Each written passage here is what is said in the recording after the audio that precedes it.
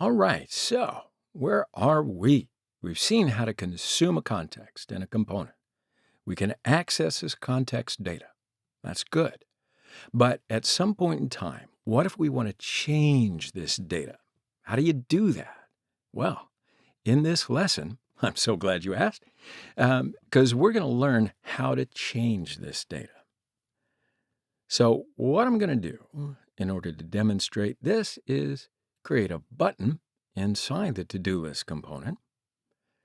So the purpose of this button would be to let the user to just click on it to change the theme, okay?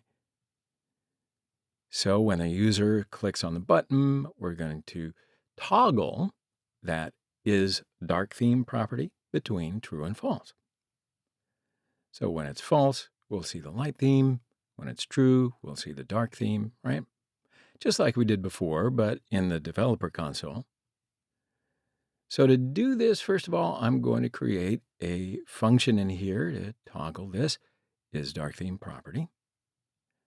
And I think this is the best place to create that function because all the child components could reach out to that function to change this state. And in fact, we can create that function in our navbar and to-do list components. But we want to centralize the logic in here, right? We don't want to create the same function again and again and again and again and again.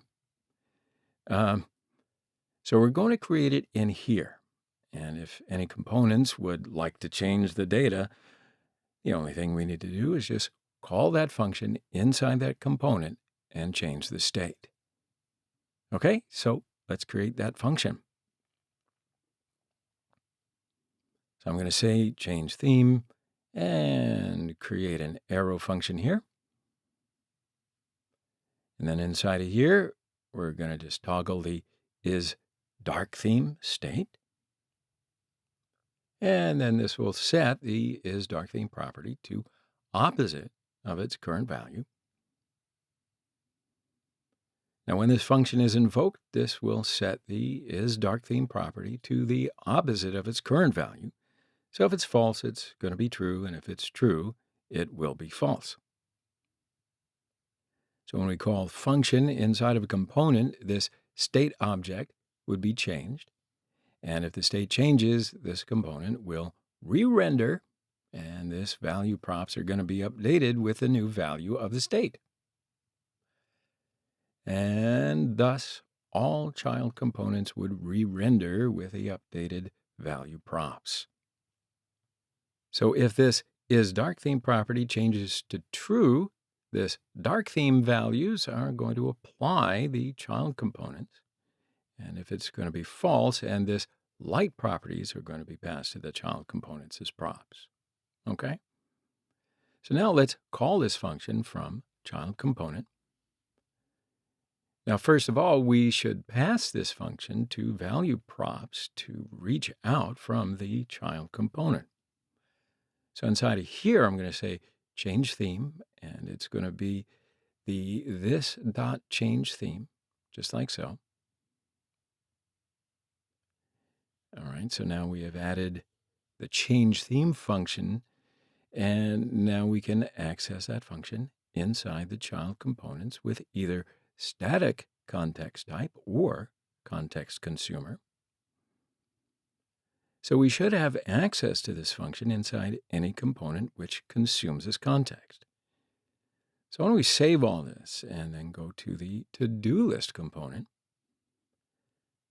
So now once inside of here, we're going to create a button, and when we click on it, we will call that function. So underneath this p tag, I'm going to create a button. And inside the button, let's say change the theme. And let's give some semantic UI classes to this button to make it a little nicer. And I will say class name is equal to UI button primary. Then we should give this button to click event to call that function. So I will say on click and open up a parenthesis. Inside this parenthesis, I will put that callback. But before that, we need to get that change theme function from this context. Remember, when we add something to this value props, it's automatically attached to the context. So inside here, I will say change theme. And now we can call this change theme function with this click event. So the onClick event, let's say change theme to run that function. All right, so we're ready now. So I'm going to click this change the theme button right here, and this will invoke that onClick event.